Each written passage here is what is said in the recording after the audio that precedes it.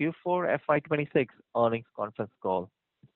As a reminder, all participant lines will remain in the listen-only mode, and there will be an opportunity for you to ask questions after the presentation concludes. Should you need assistance during the conference call, please signal the operator by pressing star, then zero on your touchtone telephone. Please note that this conference is being recorded. I will now hand the conference over to Mr. Vikash Mundra, Head of Investor Relations, for opening remarks. Thank you, and over to you. Thank you, Ryan. Good evening, everyone, and welcome to Bandhan Bank's earnings call to discuss our business and financial performance for the quarter and full year ended 31st March 2026. Thank you for joining us today. We truly appreciate your time and participation. During today's call, we will walk you through our operating performance, key developments during the period, and our strategic priorities going ahead, along with our view on the operating environment. Joining us this evening are Mr. Partha Pratim Sengupta, Managing Director and CEO, Mr. Ratan Kumar Kesh, Executive Director and Chief Operating Officer, Mr. Rajendra Kumar Babbar, Executive Director and Chief Business Officer, Mr. Rajiv Mantri, Chief Financial Officer, and other members of the senior management team. I am Vikash Mundra, Head of Investor Relations. Following the management's remarks, we will be happy to take your questions on the quarter's performance and our outlook. With that, I would now invite our Managing Director and CEO, Mr. Partha sir, to share his opening comments. Over to you, sir. Thank you, Vikash. Good evening, everyone, and thank you for joining us today. On behalf of Bandhan Bank, I am pleased to welcome you to our earnings call to discuss the financial performance for the fourth quarter and full year of FY26. We appreciate your continued trust on us. This has been an important and challenging year for the bank, and we look forward to sharing our perspectives on the quarter, the evolving operating environment, and our priorities going forward. This quarter marked an improvement across many key parameters, reflecting strengthening fundamentals across our core businesses.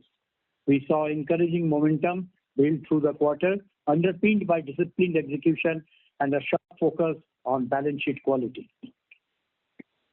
On the asset side, advances continued to grow at a healthy pace. The EV segment has not only stabilized but also delivered good sequential growth, reinforcing our confidence in the portfolio. At the same time, our secured book continued strong growth trajectory and adding resilience to the overall loan portfolio.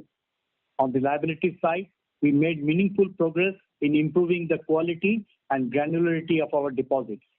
CASA growth was strong during the quarter, and retail deposit mobilization continued to grow at an elevated trajectory. In parallel, we consciously reduced the share of high-cost bulk deposits, which has helped strengthen the liability profile and improve granularity going forward.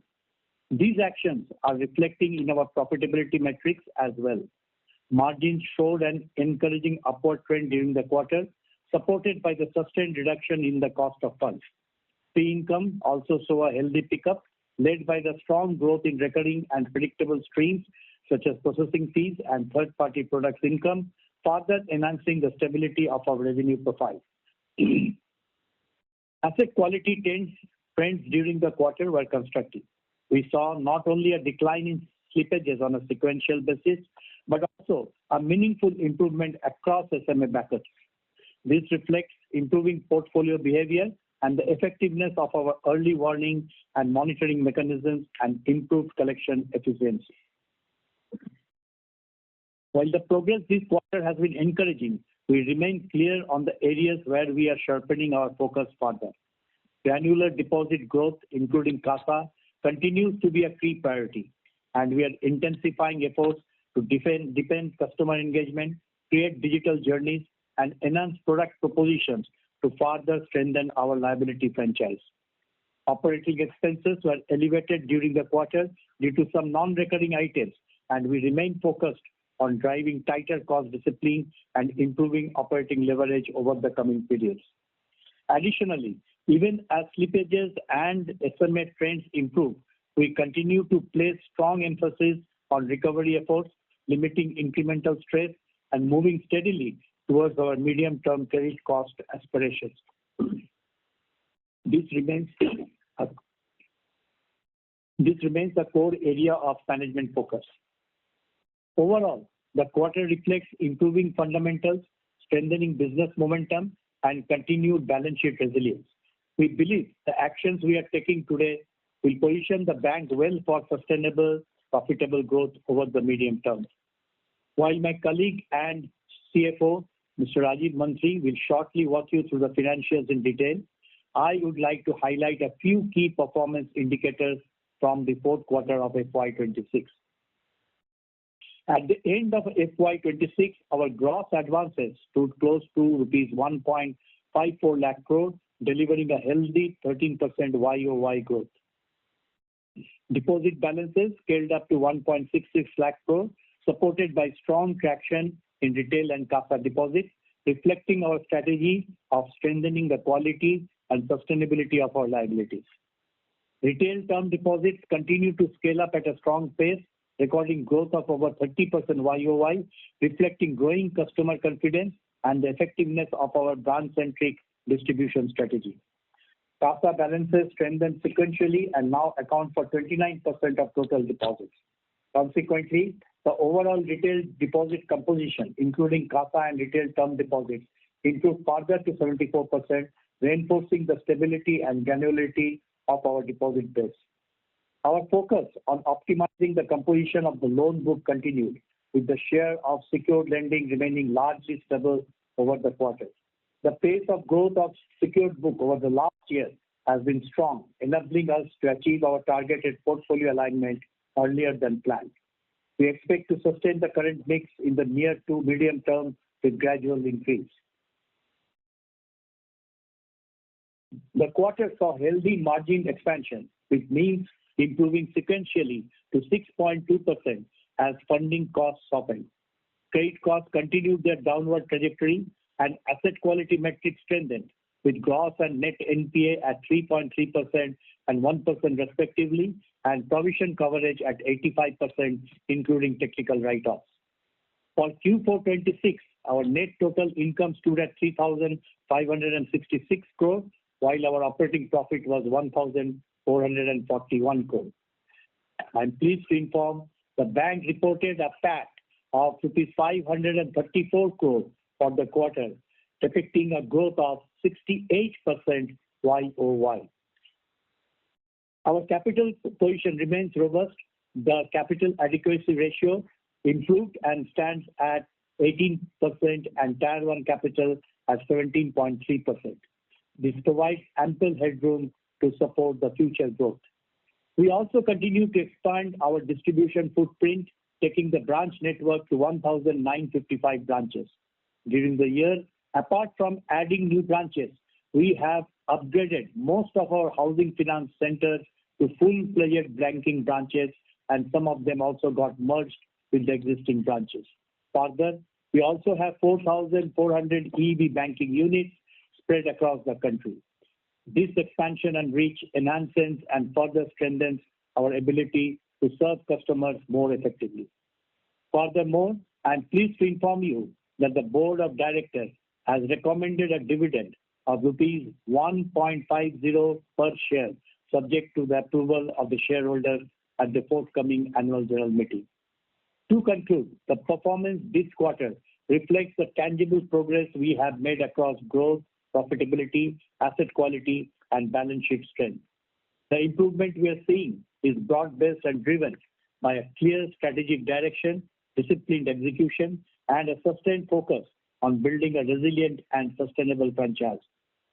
While we remain mindful of the external environment and are accessing its implications, our priorities remain unchanged: strengthening our core businesses, improving the quality of growth, driving efficiency, and consistently enhancing shareholders' value.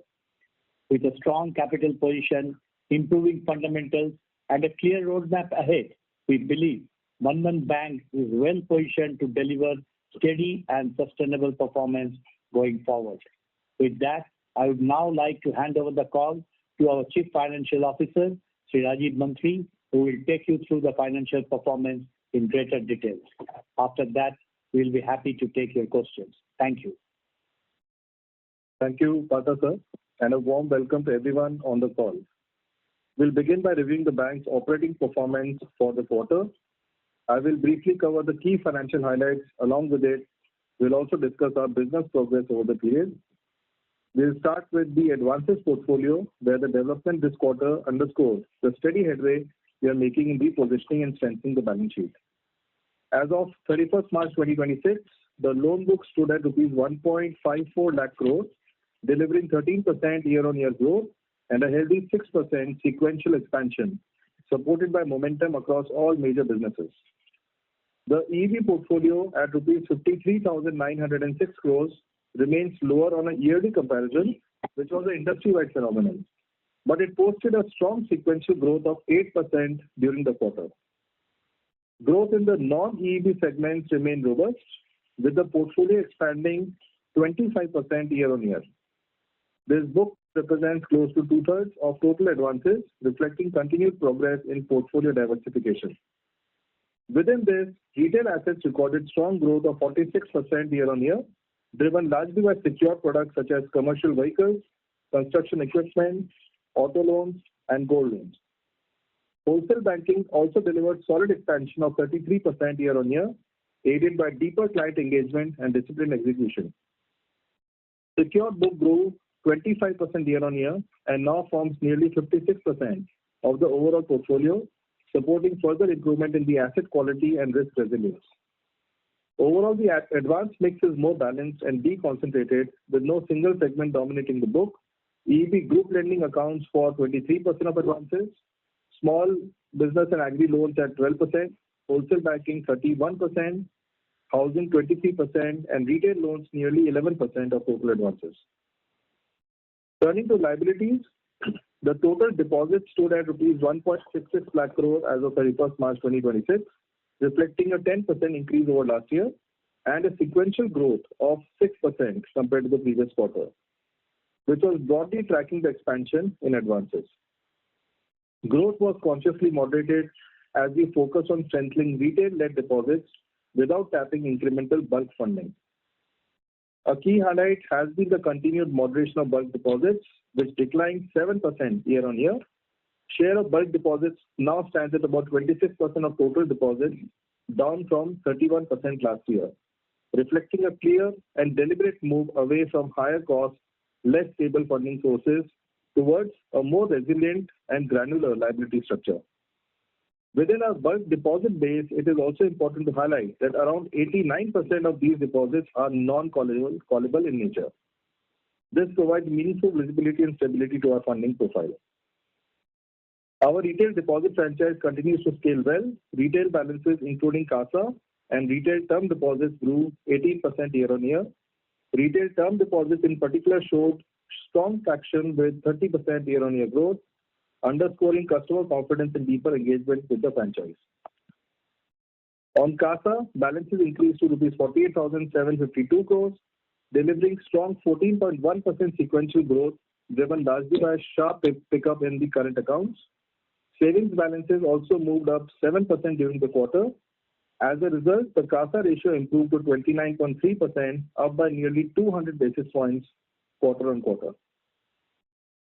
Let me now turn to asset quality, where we continue to see consistent improvement across the key parameters, reflecting better portfolio behavior and disciplined execution. Starting with collections, performance strengthened further during the quarter. Overall collection efficiency, excluding NPA, improved to 98.9% in March 2026, up from 98.1% in December 2025. Within the EEB portfolio, collections remain strong, with quarter-wide efficiency at 99.3% versus 98.2% in Q3 FY26. And for the month of March specifically, it was 98.6%, up from 98% in December. This represents the collection efficiency ex NPA. Additional details for this is available in slide 22 of our investor deck. If we talk about the collection efficiency X bucket, that reflects even a better trajectory. It used to be at 99.3% in quarter 3, has improved to 99.6% for quarter 4, and in fact for the month of March it was at 99.7%.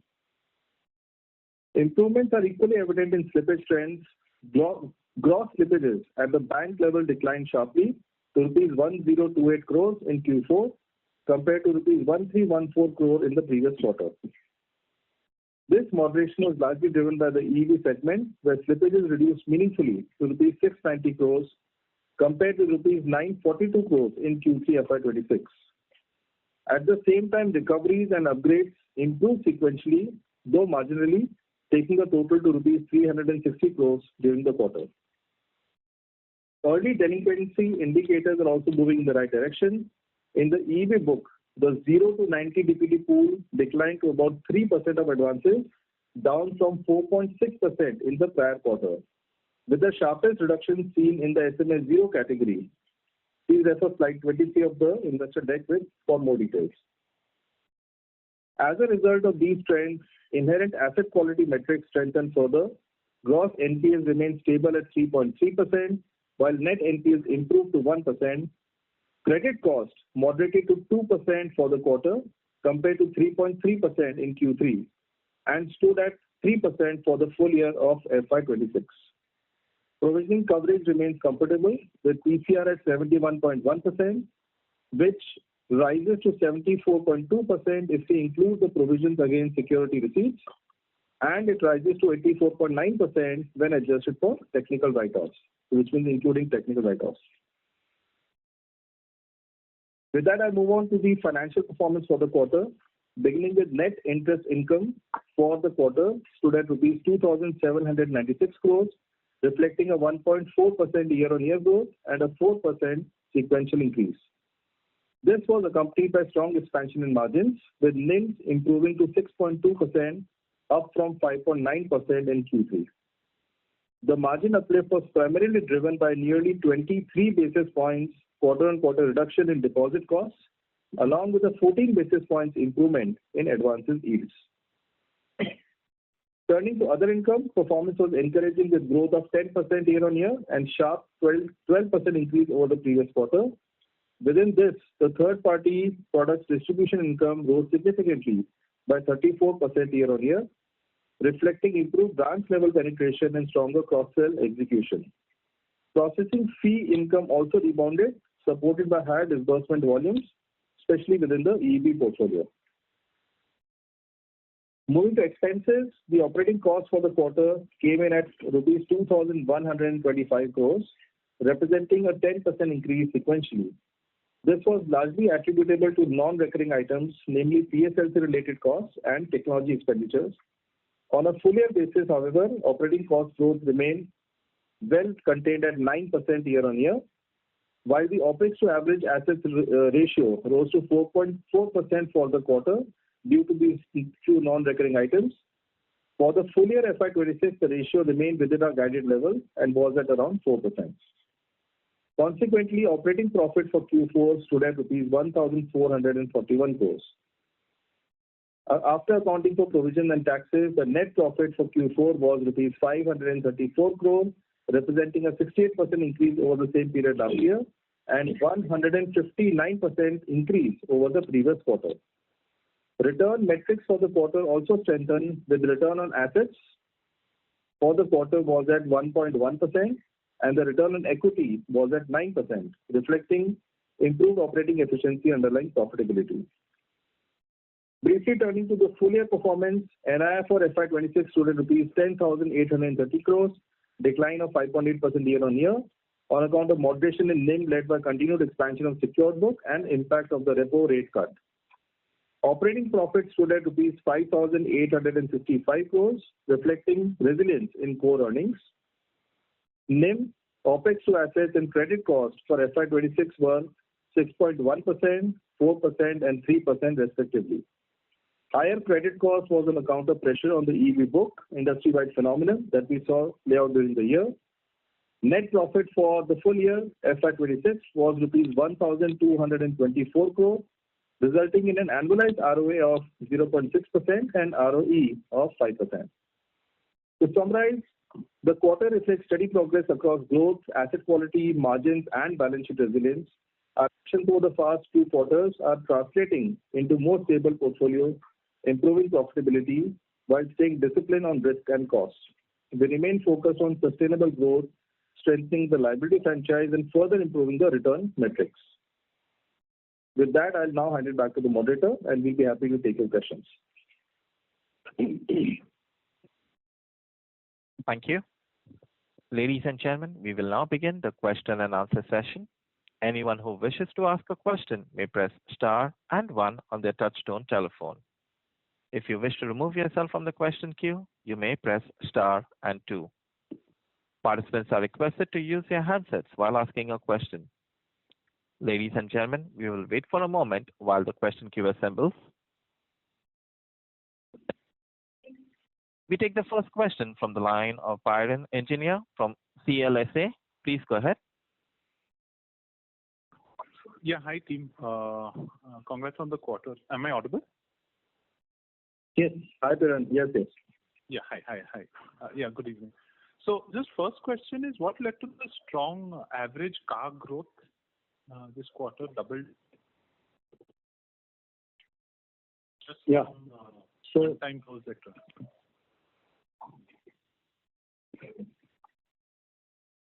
yeah, I think Suresh can. Yeah, we'll have Suresh answer this. Yeah. So we had focused on current account affluent segment where we could manage a good growth in the current account at the granular level month on month, which has resulted in the total growth which has happened throughout the year. Okay, so And there's also- no seasonality in this, right? It won't fall in one Q Absolutely. because of some. These are small SME customers who have opened current accounts with us. There is no seasonality linked to it.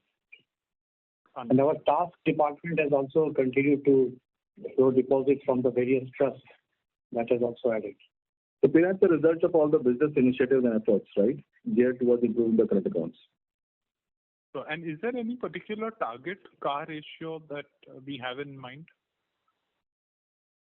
So we'll continue to improve. So that is we have not yet crystallized the target to what percentage we can, but definitely our focus is that we will continue to improve. Last year also we were at 31%. The sooner we achieve at least this milestone, we'll set up a goal to fix our next target. Yeah, I think our overall CASA, if you see, has gone up from 27.3 to 29.3. Within that, CASA has improved further. As Partha sir mentioned, we'll continue to improve it further. We are also broad-basing and introducing more products within the table of current accounts and savings. That will help us in terms of improving the CASA further. Understood. Okay, fair enough. Secondly, how are we thinking about neutralizing our PSL shortfall and go back to that era of selling PSLC rather than purchasing PSLC? So a number of steps have been taken in this regard. So this year the cost has been definitely quite high, and in the Q4 also we have to incur a cost of around 60 crores. So what we have done is that we have revamped our entire trade process in our EV segment and also focused on our direct agriculture loans. So the effect of these are going to come. So this year we are expecting that the cost would come to, I would say, almost 50% to what we have incurred last year. That is our aim this year. Going forward next year, it will be almost neutralized or coming to zero. And after that, we will continue to earn from this PSL portfolio. And so this is all from direct agri loans. This will be more from the EV segment also, where allied agri loans will be covered, and also the agri loans also, and also the small marginal and farmers. That's a method. We also improved the process that we have for microfinance loans, the EB segment, and the percentage of EB loans qualifying for PSL has been improving steadily, which will also help us going forward. Okay, but then Rajiv, what sort of EEB loans today do not classify for PSL and going forward they will classify? Like what is the change if you can? No, again I'm telling you that it is more of a revamping of a process here. So currently what was there, the agriculture or the allied agriculture loan that we are giving it are not getting captured into our system. So we have made that enable, and I can tell you that currently a year ago it was only 10% or 15% of the EBs which were coming under the PSL, qualifying for PSL. Now it has already increased to 40%. Going forward, it will increase to 60-65%. So the revamping has already been done, And you see for the RBI, also the circular clearly mandates that you have to follow certain process and procedures to get them qualified. So those steps have been taken, and we are now already seeing the green shoots. As I told you that almost 40% now are being covered of the EV segment. So going forward, this percentage would increase. And apart from that, we are also focusing on the agricultural loans. That is a direct agricultural loan, which will have the PSL effect. Understood. Then, sir, my next question is about the vehicle business, vehicle finance. Now, the book is 5,000-6,000 crores. It's a decent size.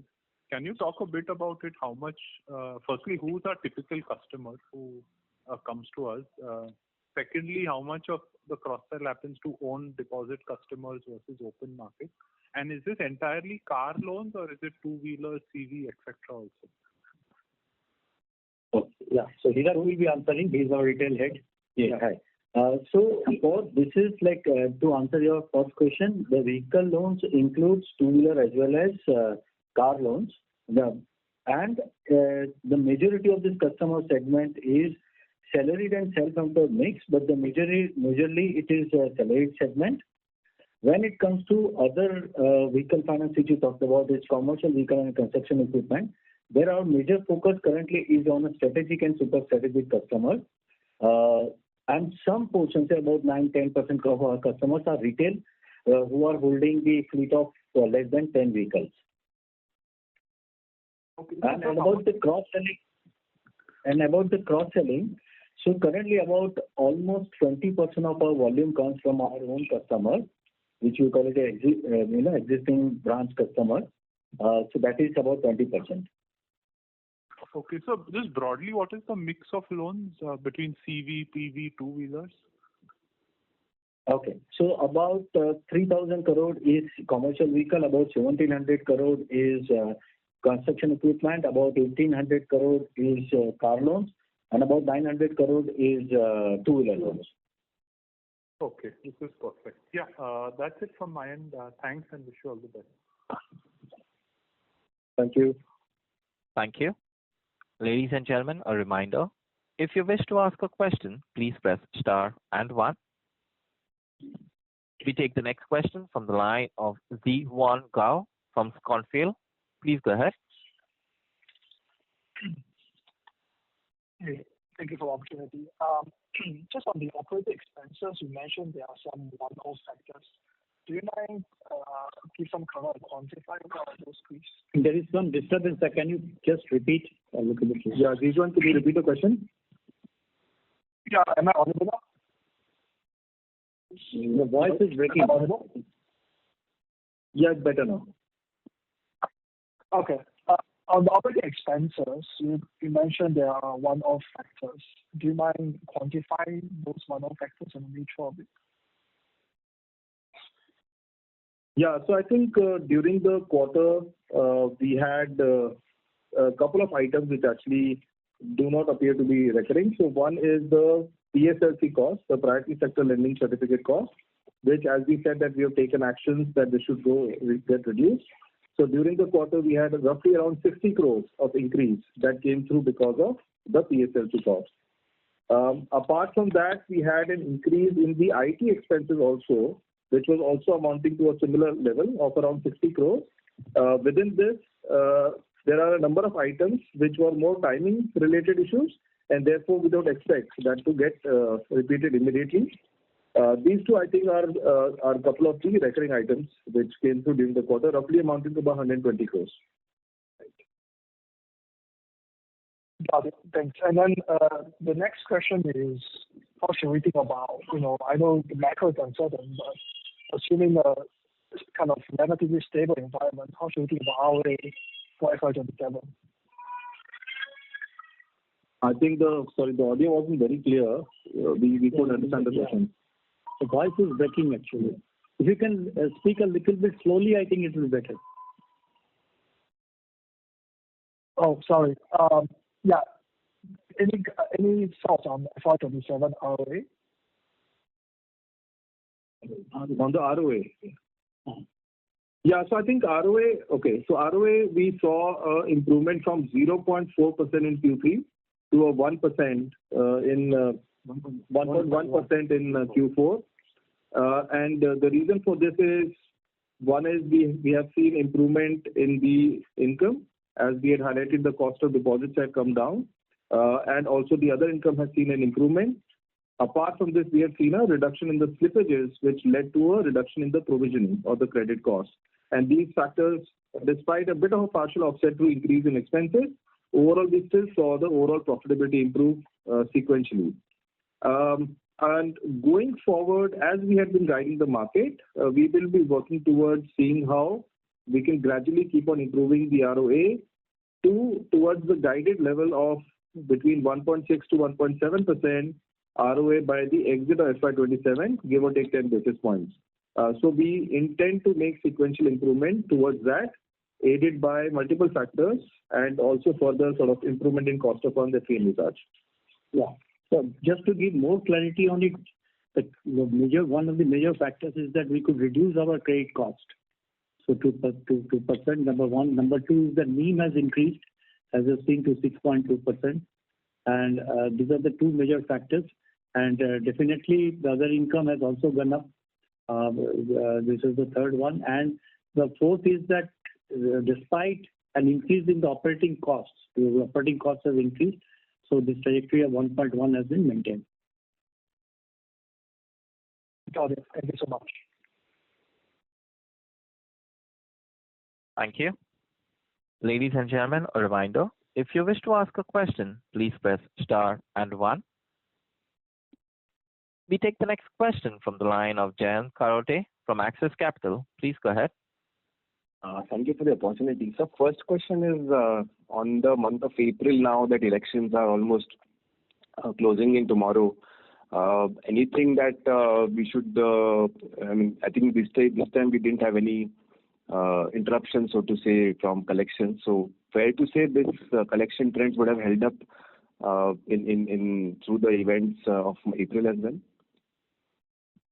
So let me tell you the clear picture that till now there is no adverse effect on collection on account of, I would say, either election or war. So the collection efficiency, what Rajiv has stated, is still continuing, but definitely a few, I think 1-2 basis point it comes down during the month of April, but which is quite common already. But on the ground, no adverse effect is being seen. And we are hopeful and expecting that this trend will continue. Great, sir. So second question is on the RBI ECL impact. I don't know if you already spoken in the past about this, but given that the final guidelines are exactly as what the draft was, you would have had some time to calculate. So how would your steady state credit costs look like? I'm not concerned about the one-time impact. I'm asking about the steady state credit cost. And just a corollary to that question also, on your unsecured book, what is the standard asset provisioning that you currently do? So Rajiv here. So I think on the ECL, we do have the transition impact, which is based on the December 2025 portfolio, based on the earlier draft circular. Yes, I think the latest circular came through yesterday. We are still going through if there are any further changes to that and what will be the implications of it.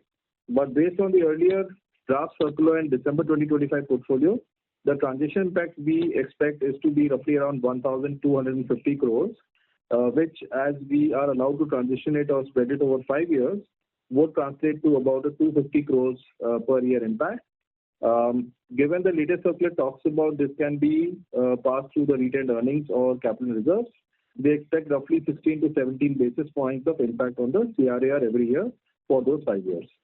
So that's the implication based on the transition. The flow impact is still being computed. We don't have a number as of yet. As that gets computed, we'll have to assess the new circular implications and then we'll be able to come back with what the flow impact should be. But as of now, this is the range of impact based on the transition that I can share with you. So the standard asset provision.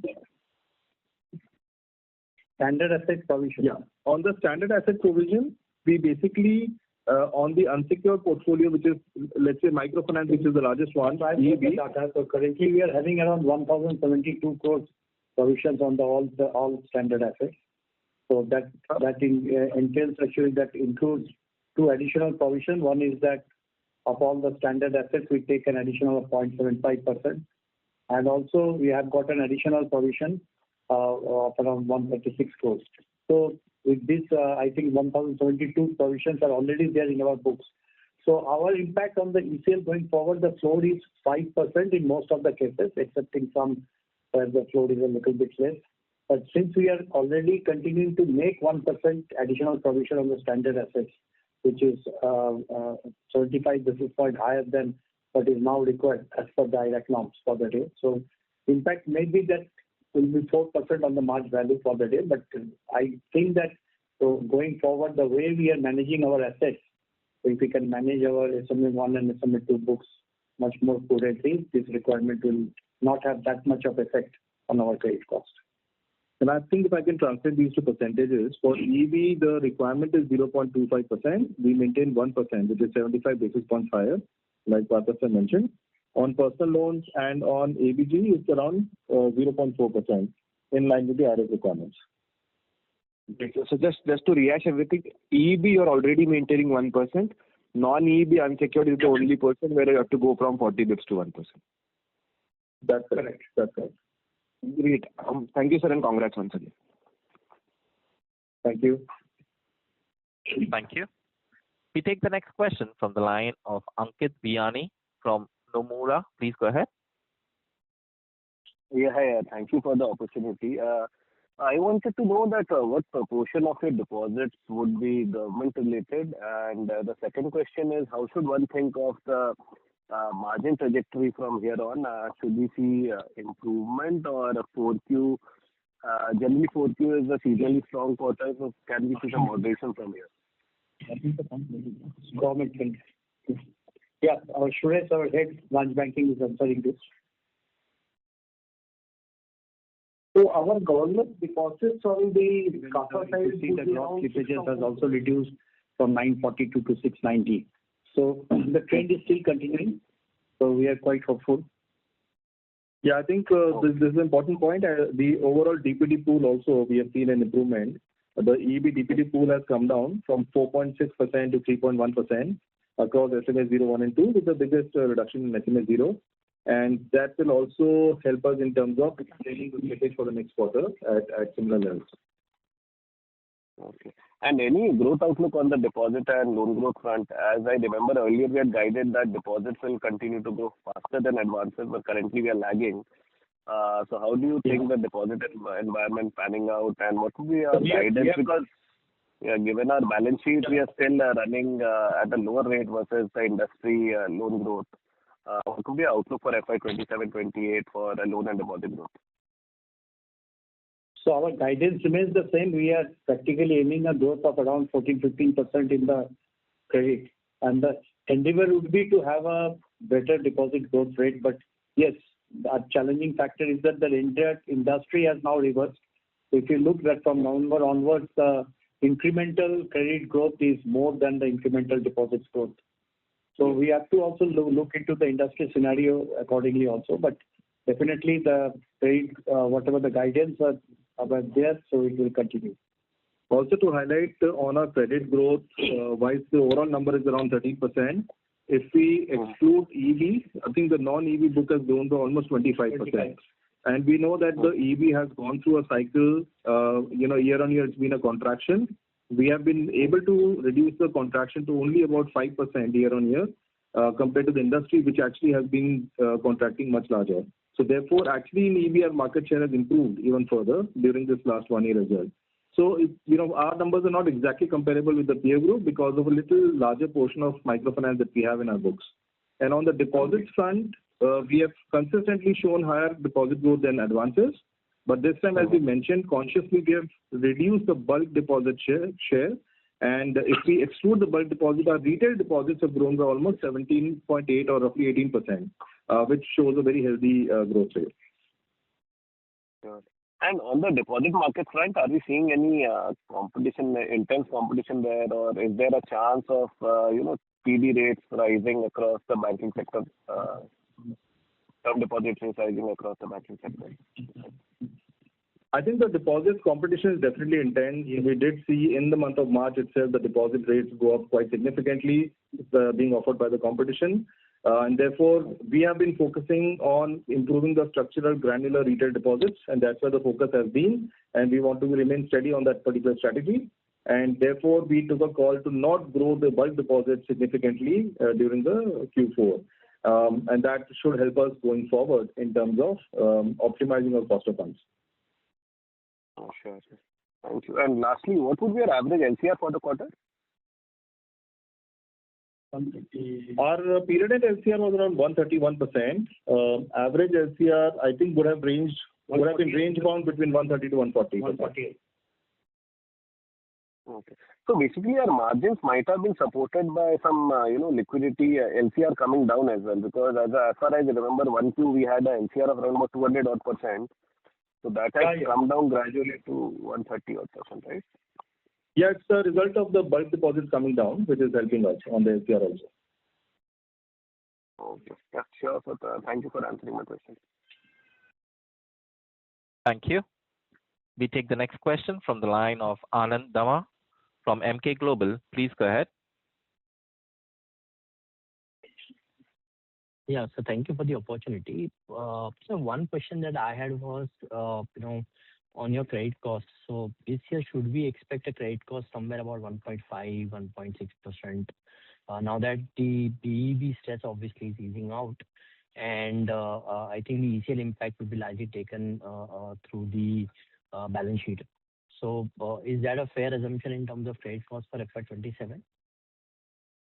So we are keeping our guidance unchanged because if you look the last year's performance, so the credit cost has substantially improved and we have ended up at 2% for the day. And going by the current trend in the EV, especially in the EV segment, the rate of recovery and the collection efficiency for that year. So I think that there will be some improvement in the credit cost going forward. But yes, definitely there are certain concerns like the war. We don't know the impact. How will it come and how will it impact the economy, the fuel price, the availability, and then the cascading effects on the other sectors of the economy. This is there. But as on, I would say that going by the current trend, the economy is moving and the portfolio of our bank is also showing signs of a lot of green shoots for the day. I think that we can keep that guidance and we will be trying to achieve as close to that. So our guidance we had mentioned was between 1.6 to 1.7% by the exit of FY27, which is by Q4 FY27. And we will still endeavor to work towards that. Okay. And are we largely done with the sale of NPAs pool now?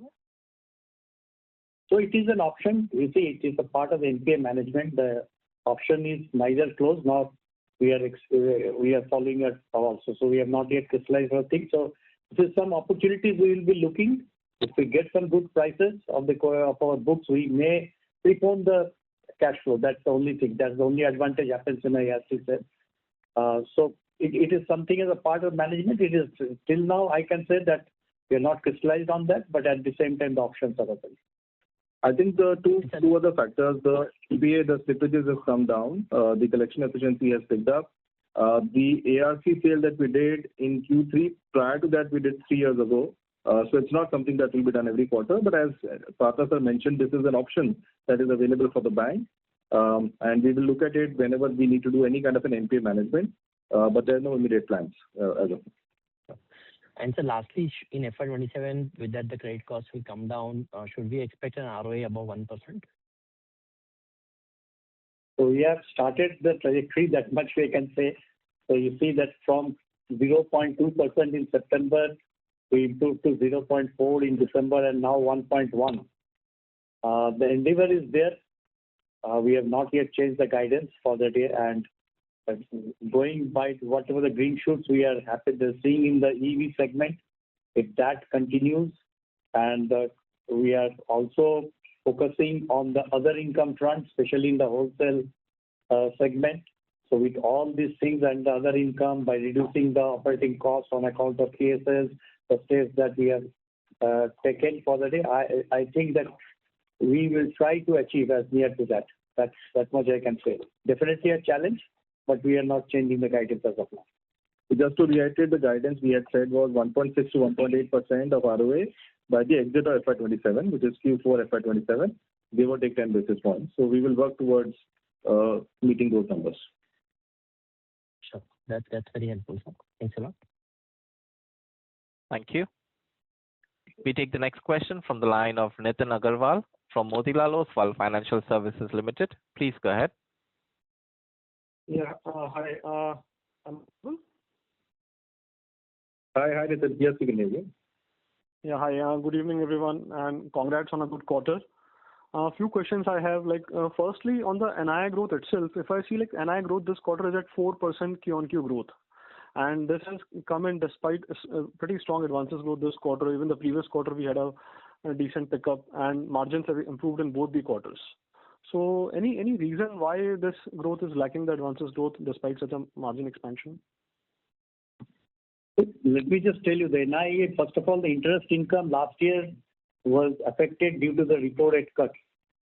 So almost 125 basis points that cuts were there in the repo rates. Number two is that we also rationalized our own MCLR. So that was the effect was almost 200 basis points on that account for that year. But if you look at the balance sheets, the advances have taken place mostly the incremental growth. 50% of the incremental yearly growth has taken place in the last quarter. So for the rest, the effect we have not got in that quarter itself. So because many loans were disbursed, say in the month of March or end of March for that year, so the effect of NII was not given on that year. But one good thing is that we could actually arrest the declining trend of the repo cut if you look at the entire figure for that year. So because January also there was a 25 basis point repo cut was there. I have to pass on to all the borrowers for the day, but still that we maintained at the same level at 5,428 vis-a-vis 5,431 during the previous quarter. So the effect of this increase, what you're saying is that it will be seen during this quarter, I can say. Yeah, I think specifically for your question, Nitin, 3-4 points. One is the advances growth came, but that growth was rear-ended. So we will see the benefit of that in the coming quarter. The second is, this quarter had roughly 2 days less. I think just from a days count perspective, there is an implication as well. Third is the repo rate reduction that happened in December of 25 basis points, which had a 11 basis points impact on our book. Roughly 46% of the book got impacted. But of course, partly offset by the growth that we saw, the momentum we saw, especially in the EB growth that came through. I think these are 3 or 4 factors leading to the 4% improvement in the NII for this quarter. Okay, got it. And the other observation is around the collection efficiency. If I see for the month of March and for the quarter, the gap has widened. While there used to be say last quarter was a 20 basis point gap. If I look at the collection efficiency excluding arrears at 98 and 98.2. This time for the month of March, it has stood at 98.6 versus 99.3 for the quarter. So how should one look at it? Has March deteriorated over the 3 months of this quarter, or how should one read this? No. So I think the way it can be read is that we actually saw improvement in the collection efficiency started to come through the month of November last year. So last year, October was impacted quite heavily because the over-leveraging saga was still playing out. But from November onwards, and mid of November is when we started seeing the improvement come through.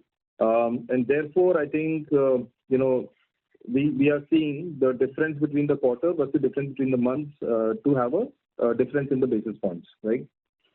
If I may just add to what Rajiv spoke, in our month of November onward, we have been clocking current ex-bucket collections at 99.6 onwards, and we did in January and February month at 99.65 and 99.7. March last day was a holiday, which impacted as we have a holiday billing, and that resulted into 98.9 number or something, and that overall we finished the quarter at a much better number on the current bucket number at a 99.6. So overall, there is nothing to worry in terms of the March overall not holding compared to the entire quarter. But the quarter numbers are far superior if I have to compare it to quarter 3.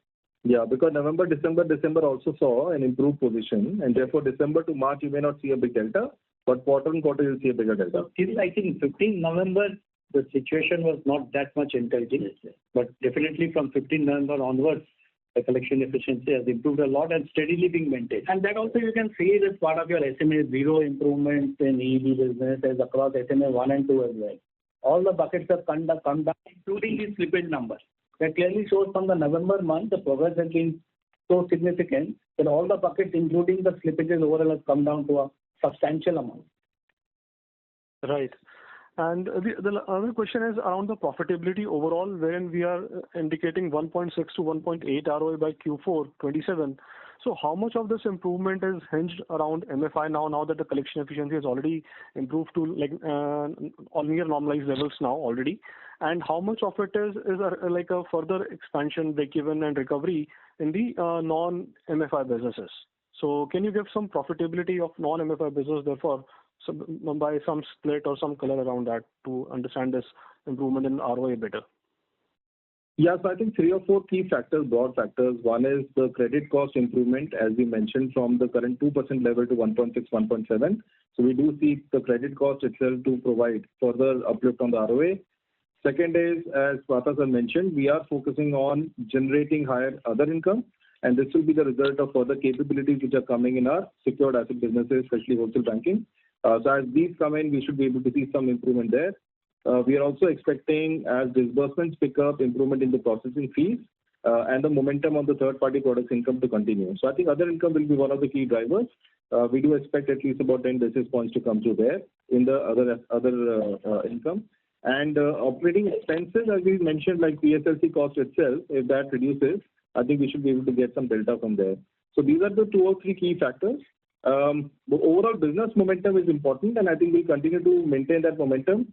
The good thing also is that as we had set up a target of around 58% secured mix by March 27, we are almost near that now itself. So we've met that target nearly that a year in advance, and therefore our growth rates across EB and non-EB can start to converge to some extent. Right. And Rajiv, one like a curiosity that I have is around the LCR ratio rather, because we have been able to maintain one of the better LCRs in the industry. Even this quarter, after this decline at 130, 140 average that you talked about, is also a very, very healthy number. So what really differentiates Bandhan Bank LCR versus the other large private bank? Because if I compare on the retail mix of deposits or CD ratio, there is not much of a difference. So why the LCR numbers are so much better, not just in this quarter, but also even in the previous quarter? One is that the immediate answer is that our dependence on the bulk deposits have come down. So the volatility has been contained or has been arrested to a large extent, requiring less amount of LCR to be maintained. Yeah, so I think the other factor is that we have a large portion of deposits coming from retail. So our retail deposit share is much larger, and that has a much lower runoff factor, as you know, between 5% to 10%. We have a lower share from corporate deposits, which have a higher runoff factor of 40% or 75% or 100%. Therefore, I think to that extent, there will be difference in terms of comparability across the different banks. And if you add the non-callable part of the bulk deposits, so retail plus non-callable adds up to more than 95%. So the fluctuation and the volatility is concentrated more on the balance 5%.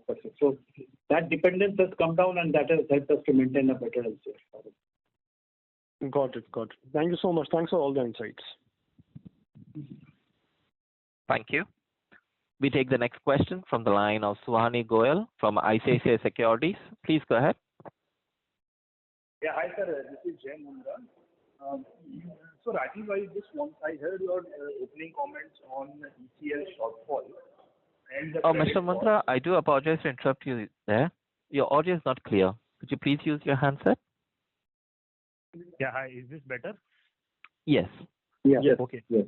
So Rajiv, my question is, you mentioned that there is a shortfall of, let's say, 1,200 odd crores in the ECL transition, and we have a credit cost guidance of 1.6, 1.7. Given that now ECL provides that the transition can be adjusted through reserves, would you be, let's say, if you have buffer, you can still flow in the PNL and then you can adjust in the reserves, or you would still like to minimize that shortfall? I just wanted to understand your thoughts on those. No, so I think we are, as we said, we are assessing. Look, the latest circular came yesterday, so we are actually evaluating the same. What the latest circular allows, as we understand, is to take it through the retained earnings and also allows a period of 5 years with which it could be spread out. So therefore, we will look at the flexibility that offers and how exactly it impacts the balance sheet. Also, the assessment we did of the number we shared was based on December balance sheet. We will have to reassess based on the latest balance sheet. And of course, how structurally we are able to change the balance sheet over the course of the year. So these are the various factors that we'll have to assess to be able to take the final approach on the same. Okay. Now, now the circular allows you to adjust through reserves. Would you be keen to minimize the shortfall, or would you be keen to adjust it through reserves because that is allowed? That is the broad question. I think it will also depend upon the profitability appetite that comes through during the year. Of course, wherever there's opportunity existing, we will try to shore up our provisions. But as of now, this is what is the broad approach. 1,200 crores is an estimate roughly on the basis of Q3. This is a December number. So March number and going forward also it needs to be crystallized. Maybe that we may have a lesser effect. Right. Secondly, sir, on your write-off on provisioning, so let's say if 100 rupees slips out of EEB, is there any set provisioning policy? Because I think you have to provide 100 by year and in 365 days. So do you follow 25, or is there any pattern? Is there any provisioning policy for MFI? We do have a provisioning policy, but we just maintain the PCR. If you look at our year, that PCR including the SR for the day, we are maintained at 74.5%. So that is the crux we want to maintain it, and to maintain that PCR, whatever the additional provisions are required, we do it once we write off our portfolio. So that is the main theme is that we keep the PCR as the target point that needs to be maintained, and based on that, whatever the shortfall in provisions on account of write-offs are there, so these are made for the day. We take a more conservative position than what the IRAC requires. I think for us, broadly, I think at 180 DPD itself, we take almost 100% provision for the EB portfolio. We accelerate. Mostly we accelerate. Right. That is good. And sir, lastly, the revised circular says that if there is any exposure which has government guaranteed linkages, it can have very small stage 1, stage 2 provisions. So any of your EEB portfolio, either through CGFMU or some other scheme, do they qualify for that kind of a status, or no? So for EEB portfolio, currently we do not have any government back guarantee, but we are evaluating in terms of how do we want to progress it from here. As of now, there is nothing which is guaranteed backed by the government side. Currently, we don't have any CGFM coverage for EEB. That option is open for us, so we'll be evaluating. Sure. And lastly, Vishal, since you are there on the call, if you can talk about your resignation. I thought everything is going on very well. You have reached almost turnaround or almost normalized level of slippages. So, what happened? Thank you. I'll speak to you offline on this one. Nothing is a personal career advancement. Yes. The things are all looking rosy. It's better to go when you are asked, why are you going? I'll leave it at that. So bank is now, I would say, much more process driven rather than person driven. So I would say that we should look at it for the day. We have brought many changes in the EV. Rather, we have transformed the model of the EV business, and a lot of technology and other inputs have been made, and Vishal has implemented it very meticulously. So it is his personal career growth he has aspired for, and we wish him all the best. Sure, sir. Sorry, sir, if I can ask one more question. There was media reports on, some activity going at promoter level. Is there anything that you can add? So these are all rumors. So we have already said for the day, these are all rumors. So nothing is going at the holdco level. Nothing is going to affect the shareholding pattern of the bank. If something is going at the CIC level, that is their call. It anyway is not going to affect the bank. Right. Very, very clear, sir. Thank you, and all the very best. Thank you. Thank you. We take the next question from the line of Rahul Kumar from Vaikarya Fund. Please go ahead. Yeah, hi. Rajeev, just one question on this employee cost as well. I think if I exclude the base quarter number from the 3Q, the impact of labor code, I think I see a 14% increase in the employee cost QQ. So what led to that? I can say that with 73 crores additional employee cost was there during this quarter. This has come on account. Number one is that, yes, definitely this month there was large number of holidays and we have kept the bank open because to reduce for the collections, and here we have kept the bank open for 2-3 days, for which we have to pay some additional salaries to the employees as per the rules of the bank. So that has actually increased in the employee cost for the day. Otherwise, all other costs are in line with what we have incurred in the previous quarters. Correct. I think the new labor code related impact we had already taken in Q3. There was no incremental impact that came through in Q4. So as Partha sir mentioned, this was because of a couple of days additional that people had worked and the salary impact of that and some normal salary expenses. Okay. And if I look at the reported yields, actually they have increased in this quarter versus the 3Q, despite the repo cut impact. So what drove that? Yeah, so I think there are two things. One is, as we had done the ARC sale in Q3, a large chunk of the NPA portfolio had gone away, and therefore you get the immediate benefit on the yield on the overall portfolio in the next quarter, right? Because the NPA book was actually suppressing the yield, so that was one of the key reasons. Apart from that, there was, as we mentioned, improvement in the EB disbursement as well, and as the EB book increased by almost 8% on a quarter-on-quarter basis, total advances increased by 6% on a quarter-on-quarter basis, which meant that overall mix perspective there was some further benefits that came through on the yield. I think those are the two key reasons. Okay, fair enough. And the last question which I have was on the slippages front. I think even though the ex-bucket collection efficiency has improved quarter on quarter in this, but you were trying to guide us on the slippages front that it will be similar to what it was in Q4. So is there something on the ground which is different versus or which you expect to be worsening in this quarter? No, we mentioned that slippages will basically hold to improve, right? So that's the range that we have given. So we would expect to have some gradual further improvement as well come through. But we are also wary, as we mentioned, of some of the external risks which are coming through. Especially, we don't know fully if the war-related impact will come through in what shape and form. So we're keeping some bit of conservatism there. But at the end of the day, based on the collection efficiency improvement, we are fairly confident on the level of slippages that we have achieved as well as what further we can improve. Okay. Thank you.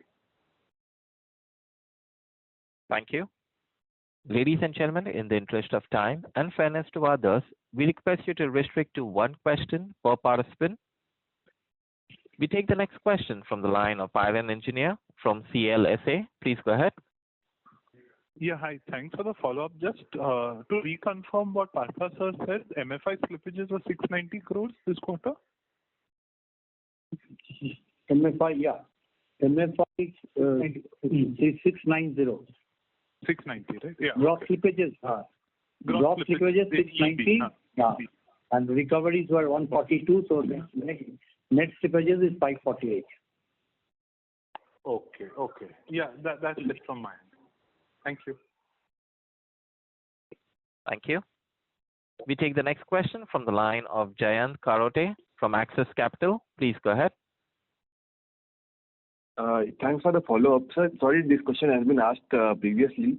When you say the margins can improve by another 15 to 20 basis points, that is on the 4Q number or that is on the full year number? Full year number being 6.1. And just a corollary to that question, it means if your loans are growing at 14-15, NII growth next year should be ahead of that. Is that a fair assumption? So the NIM improvement that I mentioned was sequentially on quarter numbers. So our quarter numbers are 6.2%, and on that we expect 10 to 15 to 20 basis points improvement. spread over the next 2 to 3 quarters. So the guidance, as we have been mentioning, is by the exit of FY27, we expect NIMs to be around 6% on total assets, which means on earning asset basis, it will be around 6.5%. So we do have a line of sight of the next 10 to 20 basis points. So we need to find another 10 basis points.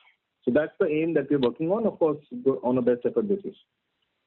Thank you, sir. Just if I do the math, 10 to 15 or even 20 basis points on NIMs, 10 on fees, another 20 on credit cost. Is there something I'm missing? Because we need 70 bips post-tax, which is almost 90 pre-tax. So is there something I'm missing for the ROA waterfall? So ROA, as we said, we already touched 1.1%, and our aim is to reach 1.6 to 1.8%, right? Give or take 10 basis points by the Q4 of FY27. So say there's a journey of about 50 to 60 basis points further that we need to climb. Some of these components that we mentioned are the ones which will help us, right, in terms of meeting that. The timing of it will depend upon every quarter to quarter how exactly we make a progress. But we have to also be aware of any kind of external shocks or risks, etc., that could come through, or any headwinds that could come through. So, we will definitely try and see how we can get through these numbers despite those headwinds. Thank you, sir, and all the best. Thank you. We take the next question from the line of Dave from Horsepower Securities. Please go ahead. Yes, good afternoon, gentlemen. Congratulations on the excellent set of numbers. Can you listen to my voice? Yes, thank you, Dave. Yes. So, as far as my knowledge goes, and how far I understand, that you are trying to increase your share of secured book, right? So, by the end of FY27, are you trying to target increased share of secured books in your total book portfolio, and what would be that percentage? And if you intend to increase the secured portion of your portfolio in comparison to other EEB books or whatever that unsecured portions are, what would be the effect on your NIMs? Is it going to come down from 6.2 to or something? So let me make it very clear. I mean, if you are trying to increase your secured loan book portfolio share, like the other banking units or banking companies, their NIMs are far below from your NIMs. So if you trying to converge into that path, is your NIM going? Got your question. So let me just explain. So first of all, we had a target of doing a secured unsecured business of 58-42. So that's what our goal is FY27. Exit of FY27, we have projected a secured book of 58% and 42% unsecured. So we have already achieved that or near to achieving that. As if you see my Q4 results, we are already at 56% and another 44% is unsecured for it. The second part is that 56 to 58 will not have much impact on the NIM. So, and let me tell you that we are keeping our trajectory on the aim that our EB will continue to be 1/3 of our total portfolio. So in both ways, the unsecured book, the EB book will also grow and the secured books will also grow. The question of the NIM, as for the NIM is concerned for the days, the EB book is the major problem of the EB book, if you look in the past year, was the delinquency level or the NPA level, and because that's where the interest reversals took place and where the NIM was largely affected. If you can continue even with the 35% share and maintain the present, I would say, the NPA levels of the SMA book and the delinquency level, and if you continue to improve it further, it will not have any much impact on the NIM as for the day. So again, if there is any shortfall, let me again tell you about our directions for the day, that we are now focusing on the other income of the secured book. So if there is any shortfall in the NIM on account of the growth of the secured book, it will get compensated on the other income. So overall, NIM plus other income, what we have projected is around 6.2 and 1.5. I think 6 and 1.5, 7.5. So that will remain intact. That is our aim. So if somewhere, if you say that if you come out at 5.9 or 5.8 on our NIM, so the other income will also go by 20, 30 basis point more in that segment. So overall, that trajectory of 7.5%, we will try our best to maintain it.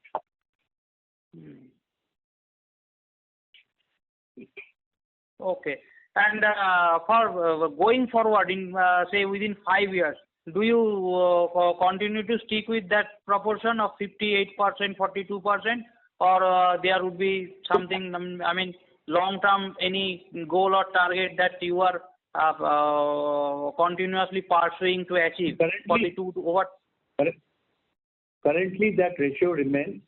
It is again the experience that we will see. We will have to strategize, or we have to change our strategy at that point of time. The reason for going to secular, both, as we have told, that there were 2-3 reasons. The first one was that we were too much on the unsecured books, and we are a universal bank. It's the depositors' confidence is very important. So that's why a secular growth in all the advances comprising secured and unsecured books is necessary. This is the first thing why we have shifted. Number two, because now my portfolio is also becoming much, much stronger than what we had been a year or 2 years before for that year. This is one thing. So currently, definitely we have not thought, but again, it will all depend on our experience. So we hope that things like Corona or other things will not happen, or even this war would also end. There will not an impact. So it will completely depend on the experience that we gather going forward. But as of now, as I've told you, that we want to remain a leader in the EV segment, and we continue to do that. So EV segment is definitely a focus area. So we have seen an 8% growth Q1Q, but definitely our secured book has grown at 25%.